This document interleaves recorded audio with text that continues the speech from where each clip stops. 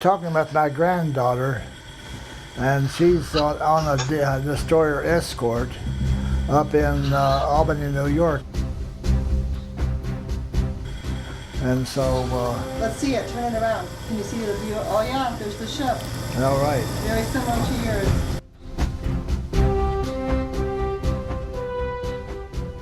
All three of your granddaughters are there right now, huh? Chrissy? Say hi, guys. Hey, turn around here. Oh yeah, right. Hi. Did you find my bunk? It was in the Ford. It was in the Ford mess hall. I couldn't sit up on my bunk, so I'd have to lean my head over when I was setting up. So I was getting out of my bunk one time, and the ship got a roll, and I went right down that ladder, right down there by it, all the way down to the refrigeration room. Hi, my name is Tiffany Carlson, and this is my grandfather, Maisel Tenney. He served in World War II in the Navy. He served on the USS Fessenden, DE 142. His birthday is September 4th, 1923. My grandfather lives with my family and I. My grandfather was drafted into the war, and he was a third-class petty officer. I choose the Navy because they always had something to eat and a place to sleep. A lot of it's what you made of it, see. Everybody bonded pretty well, yeah. And so if you didn't, it was an unhappy time. You had to bond in order to make it a happy time. The mayor of New York threw a party for our ship's crew. He made sure that each sailor had a girl at the table with him. Okay. Yeah, that was something else. Here comes the Navy. Break out the red, white, and blue. Here comes the Navy. See what we had 2 ammunition passers, a loader, and a hot shell caster. And that was a practice gun that where we'd practiced in order to operate it efficiently. Each gun crew had a set of sound activated earphones and speakers. And so that's why if we lost electricity, we still had communications. My brother-in-law, Buck Brown, was a prisoner of war.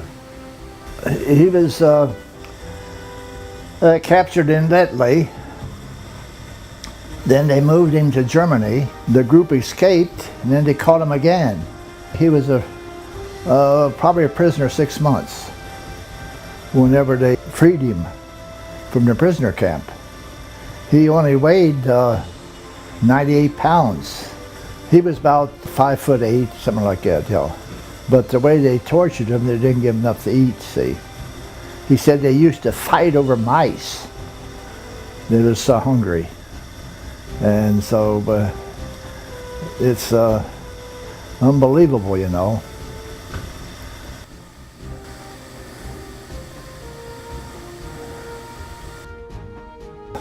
Our sister ship was sunk over in off of Dakar, Africa. We went over to where it was sunk, and we sunk a submarine. Of course, we don't know if this was the same submarine that sunk our sister ship or not, you know. But anyway, we got one. I was going down town New York on the subway. I run into a guy off of the Fisk. And I said, well, what are you doing here? He says, well, the ship was sunk. And so then I asked him, I said, well, how about Mel Zastro? Well, he was killed. He went down with it because he was in the engine room when the torpedo hit. He didn't know what hit him. And so that was a sad moment in my life, you know, but you used to take it with strides, you know. You didn't plan much of a future, and you didn't know when the end would be coming, see. The convoys, they zigzagged back and forth so that the German submarines couldn't determine where they were going, and they get out and wait for the convoy, see. Wait till the convoy comes over top of them, then they get out, they'd sink the ships. We were attacked by planes and submarines. Ju-188 was attacked by one night. On April the 19th, we changed the positions with the Lansdale. What happened, we had been in the position of the Lansdale that was, and so the Lansdale had more firepower than what we had, so they put them on the starboard side.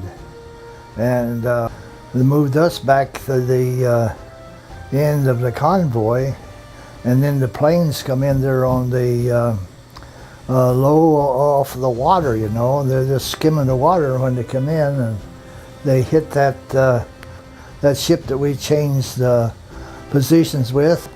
We were lucky, you know, that if we'd stayed with the in the position, if they hadn't changed the positions with us, it had been us that would have been sunk. The Hamilton was hit and blew it right out of the water, you know. Within 30 seconds of being hit, all 580 men aboard lost their lives. The SS Hamilton had the biggest loss of life of any ship. We got a battle star for shooting a plane down, and we got a battle star for sinking a submarine. Well, the scariest thing was when you get into battle. Then you get busy and you forget about it. Forget about being scared. When you're there waiting for the battle to happen, that's when it's scary. Because you have time to think about it, you know, and wonder about it, you know. And then after the battle starts, you get too busy. You don't, you forget about being scared. World War II was a tragic war that will never be forgotten. Many lives were lost, but they fought with courage and had hope. Hope for the freedom we live in today. Thank you, Grandpa, and all the veterans who have fought to keep our country free.